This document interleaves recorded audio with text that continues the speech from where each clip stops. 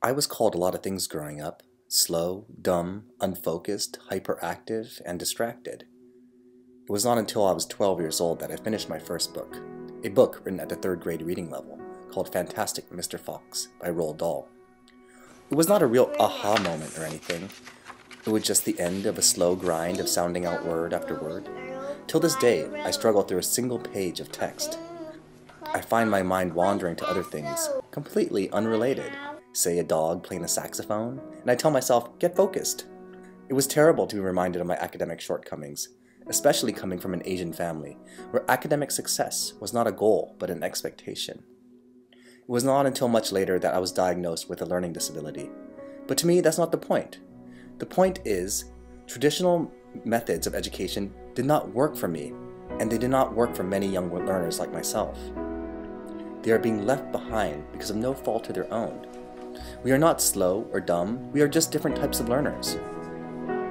We as educators must think of how many wonderful, bright thinkers are being left behind and discouraged from school because they did not fit the model of a good student. Moving forward, I'm going to stop using the term learning disabled and replace it with the term students who learn different, because almost all people are capable of learning. We are here to discuss how to get the most out of these students and to get the most out of their potential as learners.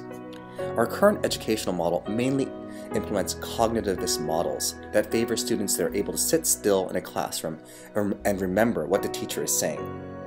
So much of our learning is done through reading books on theory and memorizing and repeating. The problem solving usually happens on a piece of paper in the mind of the student. This model of education is one we are familiar with because we all went through it, and because we are all educated with this particular model, we assume that it's the only way or the best way to get things done. I will argue that we could do better. Let's just get this out of the way.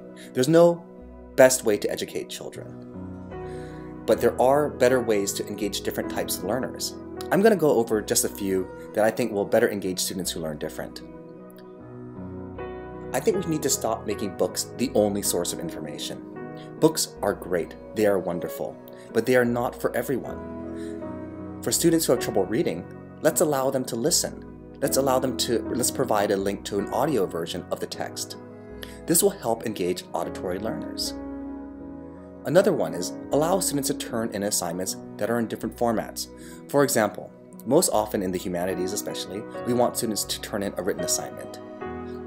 Maybe for some assignments we allow students to turn in a short video. This will help visual learners. Or maybe an audio podcast for auditory learners.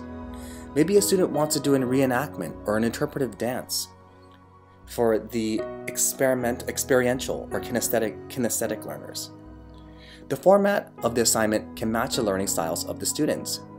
Another example of ways we can improve the lecture component of teaching is that we do a video format.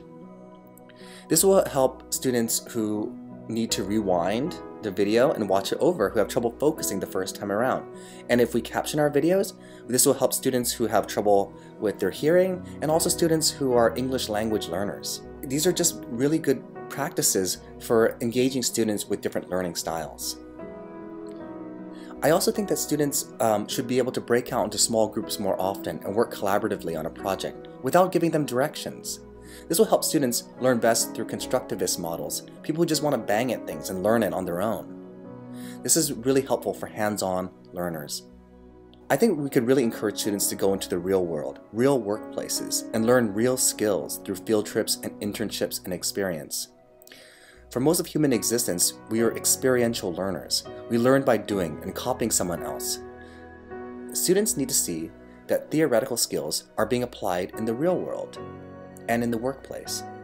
This will help students who learn best by getting things done and who learn best by getting out of the classroom. I just touched on a few ways to help students who learn different succeed by introducing new educational practices. There are so many more ways we can help these students. What are your ideas? I would really like to hear from you in the comments section. Thanks.